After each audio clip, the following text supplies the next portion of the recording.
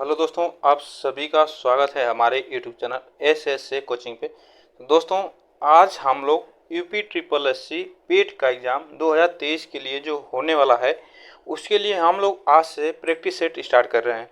तो दोस्तों, आप लोग को कैसा लगेगा आप लोग कमेंट बॉक्स में ज़रूर बताइएगा। तो आज हम लोग जीके जीएस का जो प्रश्न होगा तो आज हम लोग स्टार्ट कर रहे हैं।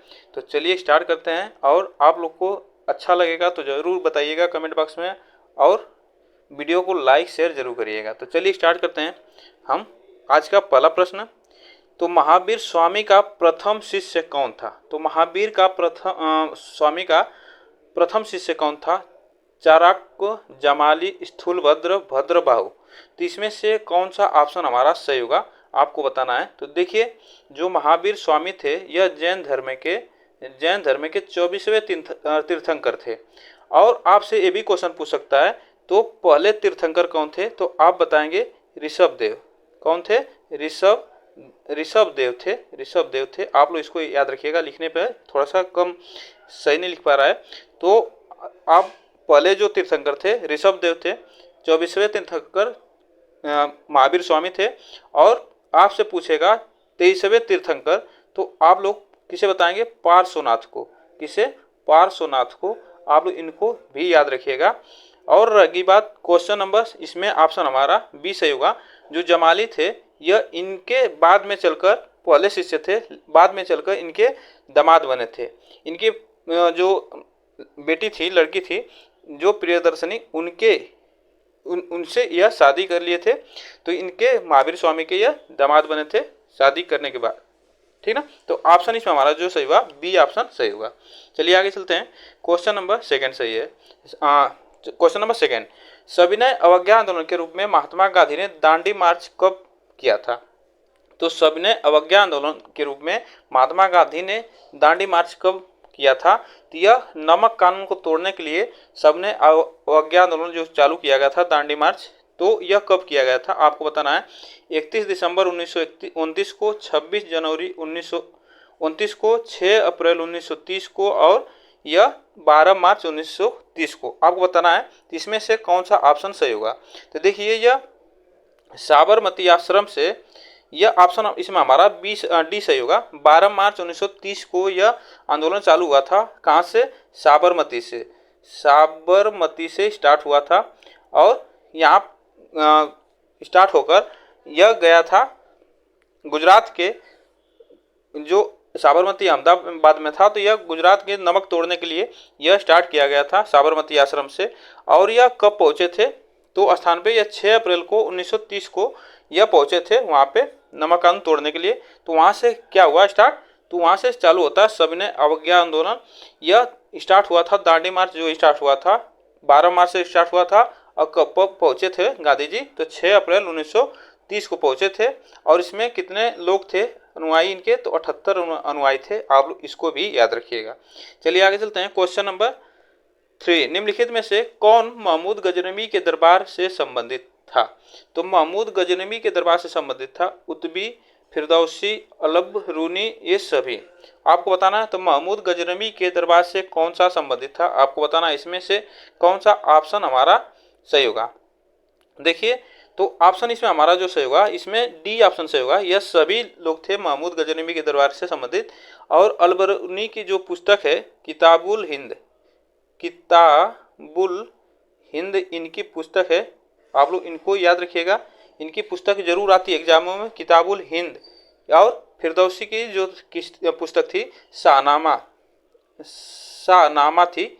आप लोग इसको भी याद रखिएगा, शाहनामा यह। और उतबी की जो पुस्तक थी तारीख ए यामिनी इनकी पुस्तक थी। किसकी? उतबी की तारीख ए यामिनी पुस्तक थी। और फिरदौसी की शाहनामा थी। महमूद गजनवी, ये अलबरूनी की जो पुस्तक थी किताबुल हिंद थी। तो आप लोग ये याद रखिए, किस किताब का भी क्वेश्चन आता है किताब से। तो यह ऑप्शन हमारा इसमें जो सही होगा डी ऑप्शन सही है। चलिए आगे चलते हैं। क्वेश्चन नंबर 4, 20 जून 1976 को ब्लैक होल घटना निम्नलिखित में से किसके शासन में घटित हुई थी? तो ब्लैक होल जो घटना है किसके शासन में हुई थी? कब हुई थी? 20 जून 1956 को, अरे सॉरी 1756 को। मीर जाफर, सिराजुद्दौला, अलवी, वर्दी खां, मीर कासिम।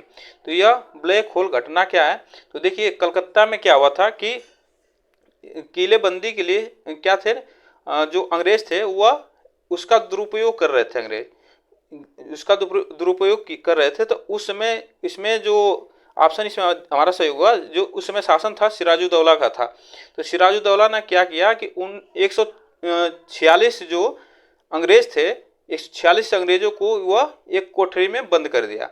अगले दिन वह उसमें से बहुत से लोग अंग्रेज थे मर गए, सिर्फ 23 अंग्रेज थे जो बच गए थे। तो इसी को घटना को ब्लैक होल कहा जाता है, ठीक ना। तो उसी घटना को ब्लैक होल कहा जाता है, तो आप लोग इसको याद रखिएगा। इसे काल कोठरी के नाम से भी जाना जाता है, तो इसको भी जानते रहिएगा। चलिए आगे चलते हैं। क्वेश्चन नंबर 5, निम्नलिखित में से किस ग्रंथ से हमें भारत और इटली के बीच होने वाले व्यापार की जानकारी मिलती है? तो किससे होते हैं? नेचुरल हिस्ट्री से, जियोग्राफी से, इंडिया से, इनमें से कोई नहीं। तो इसमें पूछ रहा भारत और इटली के बीच होने वाली व्यापार की जानकारी मिलती है, तो इसमें से कौन सा ऑप्शन सही होगा? तो देखिए यह इसमें जो ऑप्शन हमारा सही होगा, भारत और इटली के बीच होने वाली जो व्यापार की जानकारी मिलती है, इन नेचुरल हिस्ट्री से मिलती है, ठीक ना। यह नेचुरल हिस्ट्री से मिलती है, आप लोग यह पुस्तक है इससे मिलती है, आप लोग इसको याद रखिएगा। आगे चलते हैं। क्वेश्चन नंबर 6, यह बैगयुला धारा किस महासागर की शीतल धारा है? तो देखिए यह शीतल एक ठंडी जल धारा है। आप लोग बताना बैगयुला जो धारा है यह किस महासागर की है? दक्षिणी अटलांटिक महासागर की, प्रशांत महासागर की, हिंद महासागर की, इनमें से कोई नहीं।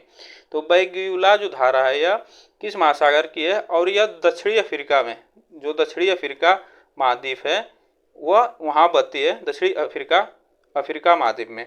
तो आप लोग इसको याद रखिएगा, अफ्रीका महाद्वीप में यह बहती है।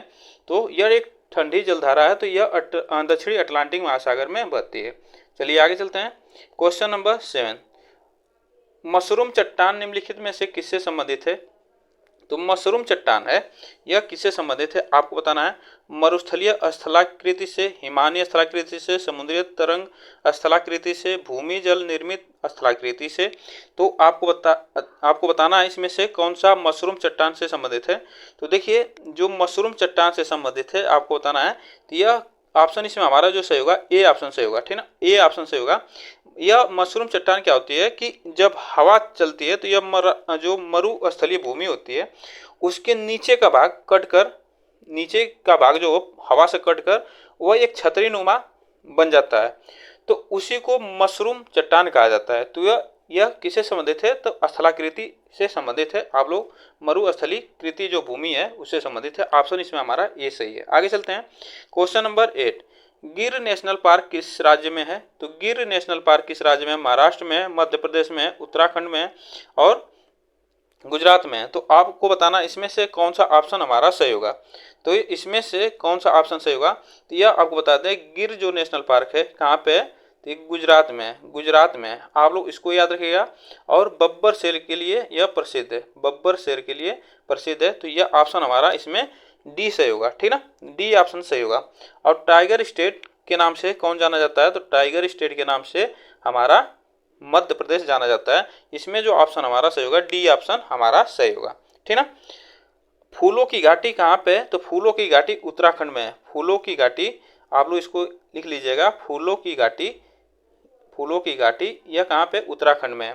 तो ऑप्शन इसमें हमारा जो सही होगा डी ऑप्शन सही है। चलिए आगे चलते हैं। क्वेश्चन नंबर 9, निम्नलिखित में से कौन सा पर्वतीय दर्रा उत्तराखंड में स्थित नहीं है? तो पर्वतीय जो दर्रा है उत्तराखंड में नहीं है। लिपुलेख, सिपकिला, नीति और मुलिंगला। तो कौन सा दर्रा है जो उत्तराखंड में स्थित नहीं है? आपको बताना है इसमें से कौन सा है। आप लोग बताइए कमेंट बॉक्स में जल्दी। तो लिपुलेख दर्रा, सिपकिला दर्रा, नीति और मुलिंगला, तो कौन सा आपको बताना इसमें से कौन सा सही होगा। तो देखिए जो लिपुलेख सिपकिला जो दर्रा है यह उत्तराखंड में नहीं है, यहाँ पे नहीं पूछा है। तो सिपकिला दर्रा उत्तराखंड में नहीं है, यह कहाँ पे है? हिमाचल प्रदेश में है। हिमाचल प्रदेश में है। आप लोग इसको याद रखिएगा, ठीक ना। हिमाचल प्रदेश में लिपुलेख दर्रा, नीति दर्रा, मुलिंगला दर्रा, यह उत्तराखंड में स्थित है। इसमें जो ऑप्शन सही होगा हमारा बी ऑप्शन सही है, जो उत्तराखंड में नहीं है। शिपकिला दर्रा हिमाचल प्रदेश में है। आगे चलते हैं क्वेश्चन नंबर 10।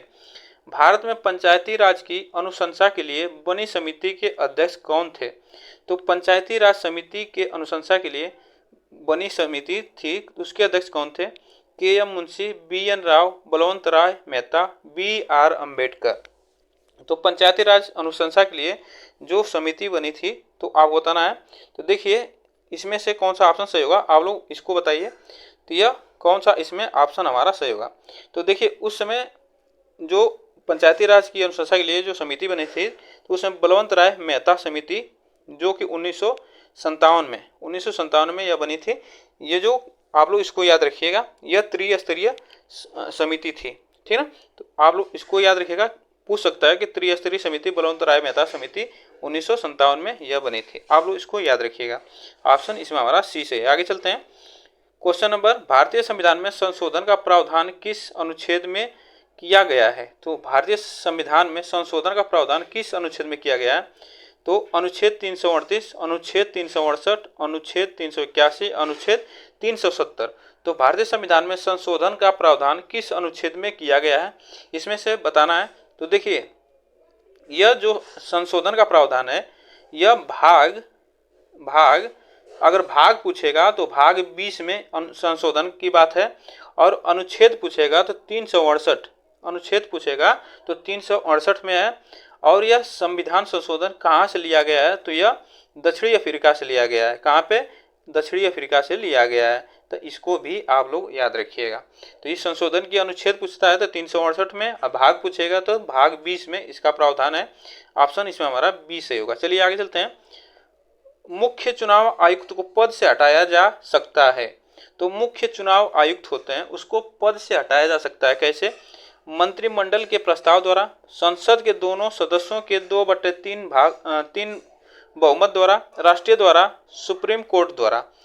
तो मुख्य चुनाव आयुक्त को हटाया जा सकता है। कैसे? तो इसमें से कौन सा ऑप्शन सही होगा? तो इस संसद के दोनों सदस्यों के 2/3 बहुमत द्वारा हटाया जा सकता है। तो ये आप लोग इसको याद रखिएगा, ठीक। चलिए आगे चलते हैं। क्वेश्चन नंबर, संविधान सभा द्वारा भारतीय संविधान को कब पारित किया गया था? आपको बताना है। तो संविधान सभा द्वारा संविधान को कब पारित किया गया था? 26 जनवरी 1950 को, 26 नवंबर 1950 को, 14 अगस्त 1947 को, 26 नवंबर 1949 को। तो संविधान सभा द्वारा भारतीय संविधान को कब पारित किया गया था, इसमें से बताना है। तो देखिए यह पारित किया गया था 26 नवंबर 1949 को। 26 नवंबर 1949 को यह पारित किया गया था। अगर लागू पूछे तो लागू कब किया गया था? तो यह लागू किया गया था 26 नवंबर 1950 को लागू किया गया था। अब पारित हुआ था 26 नवंबर 1949 को, जो कि 26 नवंबर को ही संविधान दिवस मनाया जाता है। संविधान दिवस मनाया जाता है। आप लोग इसको भी याद रखिएगा, ठीक। आगे चलते हैं। क्वेश्चन नंबर 14, भारत की संसद द्वारा हिंदू विवाह अधिनियम कब लागू किया गया? तो आपको बताना है। तो यह हिंदू विवाह अधिनियम कब लागू किया गया? वर्ष 1950, वर्ष 1955, वर्ष 1957, वर्ष 1961। आपको बताना है। तो हिंदू विवाह अधिनियम कब लागू किया गया था? तो देखिए यह लागू किया गया था 18 मई 1955 को लागू किया गया था। इसमें जो ऑप्शन हमारा सही होगा बी ऑप्शन सही होगा। इससे क्या होता है कि इसको वैध माना गया, हिंदू विवाह को मतलब वैध कर दिया गया, मतलब विवाह हो कर सकते हैं लोग, और तलाक को भी तलाक भी लोग ले सकते हैं। तो इससे यह प्रावधान हिंदू विवाह के अधिनियम से लागू हुआ था। तो आप लोग इसको याद रखिएगा। चलिए आगे चलते हैं। क्वेश्चन नंबर 15, भारत में मौद्रिक नीति का निर्धारण कौन करता है? तो भारत में मौद्रिक नीति का निर्धारण कौन करता है? तो वित्त मंत्रालय, नीति आयोग, आरबीआई, सेबी। तो भारत में मौद्रिक नीति का निर्धारण कौन करता है? तो आपको बताना इसमें से कौन सा ऑप्शन हमारा सही होगा। तो इसमें कौन सा ऑप्शन हमारा सही होगा? जो मौद्रिक नीति का निर्धारण करता है तो वह कौन करता है? तो आरबीआई करता है। आप लोग इसको याद रखिएगा। चलिए आगे चलते हैं। क्वेश्चन नंबर 16, निम्नलिखित में से प्रत्यक्ष कर, डायरेक्ट कर टैक्स कौन सा है? आबकारी, विक्रय, आयकर, उत्पाद कर। तो निम्नलिखित में से प्रत्यक्ष कर कौन सा है? जो डायरेक्ट टैक्स होता है, तो इसमें से बताना है तो इसमें कौन सा ऑप्शन हमारा सही होगा। तो इसमें कौन सा ऑप्शन सही होगा, तो इसमें जो ऑप्शन हमारा सही होगा आयकर सही होगा। ठीक, आयकर हमारा सही होगा। आगे चलते हैं, क्वेश्चन नंबर 17, उत्तल और अवतल दर्पण किसके उदाहरण है। तो उत्तल और अवतल दर्पण किसके उदाहरण है, समतल दर्पण के, गोलीय दर्पण के, उल्टा दर्पण के, सीधा दर्पण के। उत्तल और अवतल दर्पण किसके उदाहरण है, आपको बताना है इसमें से कौन सा ऑप्शन हमारा सही होगा। समतल दर्पण, गोलीय दर्पण, उल्टा दर्पण, सीधा दर्पण। तो उत्तल और अवतल दर्पण किसके उदाहरण है, तो यह किसके है, तो गोलीय उदाहरण के है, ठीक ना, गोलीय उदाहरण के दर्पण है। आप लोग इसको याद रखिएगा। चलिए आगे चलते हैं, क्वेश्चन नंबर 18, पर्णहरित का मुख्य खनिज घटक है। तो पर्णहरित का मुख्य खनिज घटक है आयरन, मैग्नीशियम, कैल्शियम, पोटेशियम। तो पर्णहरित का मुख्य खनिज घटक है, आपको बताना है इसमें से कौन सा ऑप्शन हमारा सही होगा। तो देखिए पर्णहरित जो क्लोरोफिल है, इसी के कारण पौधे क्या होते हैं, पौधे की पत्तियां क्या होती हैं, हरी रहती हैं। क्या रहती हैं, हरी रहती हैं। तो यह मैग्नीशियम पर्णहरित का मुख्य खनिज घटक है, आप लोग इसको याद रखिएगा।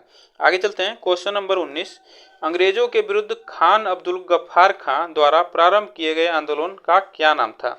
तो अंग्रेजों के विरुद्ध किया गया था यह लाल कुर्ती, क्विट इंडिया, खिलाफत और इनमें से कोई नहीं।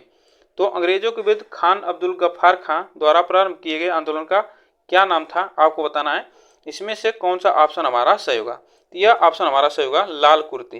क्या होगा, लाल कुर्ती, ऑप्शन हमारा ए सही होगा।